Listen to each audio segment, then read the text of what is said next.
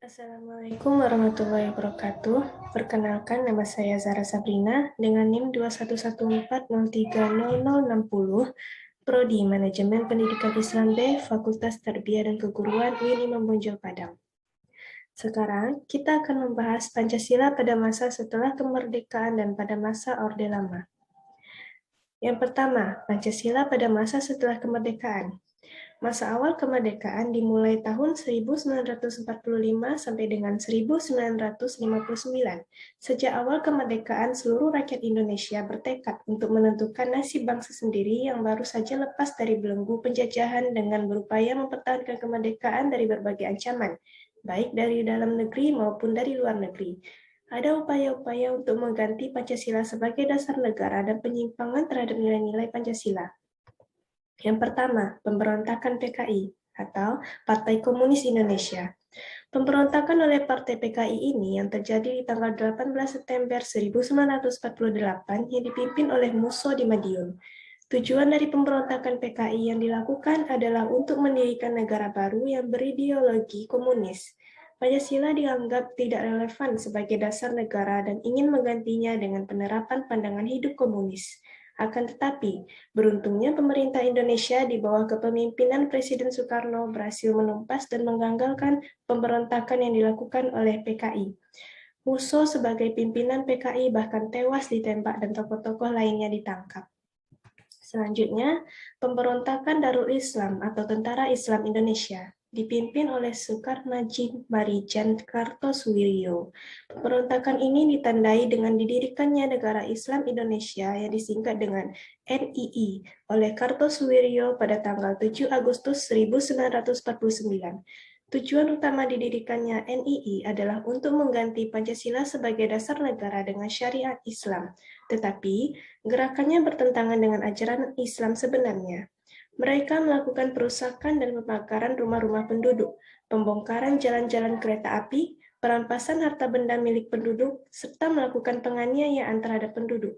Upaya penumpasan pemberontakan ini memakan waktu yang cukup lama. Kartosuwiryo bersama para pengikutnya baru bisa ditangkap pada tanggal 4 Juni 1962. Yang ketiga, pemberontakan RMS atau Republik Maluku Selatan, dipimpin oleh Christian Robert Stephen Soumokil dengan tujuan membentuk negara sendiri yang berdiri pada tanggal 25 April 1950. Negara yang akan didirikan terdiri atas Pulau Seram, Ambon, dan Buru. Akan tetapi, upaya pemberontakan tersebut dikalahkan tentara Indonesia untuk wilayah Buru dan Ambon. Pemberontakan di Seram masih terus berlanjut sampai Desember 1963. Ini ada gambar-gambar tokoh-tokoh yang terlibat dalam pemberontakan RMS yang di sini ada Leimena, Kawilarang, Christian Robert Stephen Soumokil. Selanjutnya, Perjuangan Rakyat Semesta atau Permesta. Agenda pemberontakan Permesta dilakukan oleh Syarifuddin Prawira Negara dan juga Venje Sumual yang diselenggarakan pada 1957 sampai 1958. Pemberontakan ini terjadi di wilayah Sulawesi dan Sumatera yang merupakan bentuk koreksi terhadap pemerintahan pusat di era Presiden Soekarno. Ketimpangan sosial dan keengganan Presiden Soekarno ketika diberikan nasihat menjadi salah satu alasan pemberontakan ini terjadi. Pada waktu itu, pemerintah pusat dianggap melanggar undang-undang, menyentralisasi pemerintahan, dan mengabaikan pembangunan di berbagai daerah. Yang kelima, APRA. APRA adalah suatu aspek milisi yang berdiri pada tanggal 15 Januari 1949 oleh Kapten Neil Raymond Westerling. Pemberontakan yang terjadi oleh APRA terjadi pada tanggal 23 Januari 1950 dengan menyerang dan menduduki Bandung serta menguasai markas staf divisi Siliwangi. Gerakan yang dilakukan oleh APRA dengan tujuan mempertahankan bentuk negara federal Indonesia dan memiliki tentara sendiri bagi negara-negara RIS atau Republik Indonesia Serikat. Ini adalah gambar Raymond Westerling. Selanjutnya, perubahan bentuk negara dari RIS menjadi NKRI. Sedangkan konstitusi yang berlaku adalah Undang-Undang Dasar Sementara 1950 dalam perjalanannya berhasil melaksanakan pemilu pertama di Indonesia pada tahun 1955 yang selama itu dianggap paling demokratis.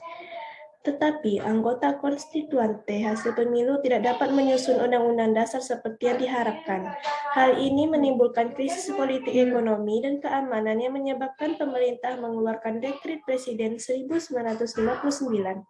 Dekret tersebut dikenal dengan Dekret 5 Juli 1999 yang berisi membubarkan Badan Konstituante, Undang-Undang Dasar tahun 1945 berlaku kembali, dan Undang-Undang Dasar sementara tahun 1950 tidak berlaku, serta segera akan dibentuk MPRS dan DPAS. Pada periode ini, dasar negara tetap Pancasila, akan tetapi dalam penerapannya lebih diarahkan seperti ideologi liberal yang ternyata tidak menjamin stabilitas pemerintahan. Oke, masuk kita ke Pancasila pada masa Orde Lama. Demokrasi terpimpin merupakan sebuah sistem demokrasi yang seluruh keputusan dan pemikiran dalam pemerintahan negara berpusat pada pemimpin negara. Pemimpin negara saat itu adalah Presiden Soekarno. Demokrasi terpimpin dicetuskan oleh Presiden Soekarno karena banyaknya gerakan separatis yang menyebabkan ketidakstabilan negara.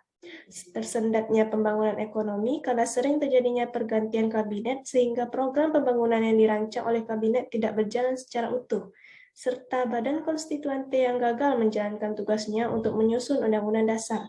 Oleh karena itu, Presiden Soekarno mengeluarkan Dekret Presiden pada tanggal 5 Juli 1959. Walaupun konstitusi negara sudah kembali pada Undang-Undang Dasar Negara Republik Indonesia tahun 1945, namun pelaksanaannya masih terdapat penyimpangan terhadap Undang-Undang Dasar Negara Republik Indonesia tahun 1945. Beberapa penyimpangan terhadap Pancasila dan Undang-Undang Dasar Negara Republik Indonesia tahun 1945 diantaranya sebagai berikut. Yang pertama, Presiden Soekarno ditetapkan sebagai Presiden seumur hidup. Yang kedua, Presiden mengeluarkan penetapan Presiden nomor 3 1960 tanggal 5 Maret 1960 yang membubarkan DPR hasil pemilu 1955. Yang ketiga, Presiden membentuk MPRS yang anggota-anggotanya terdiri dari anggota DPR GR, utusan daerah, dan utusan golongan yang semuanya diangkat serta diberhentikan oleh Presiden. Pada periode ini, terjadi pemberontakan PKI tanggal 30 September 1965 yang dipimpin oleh DN Aidit.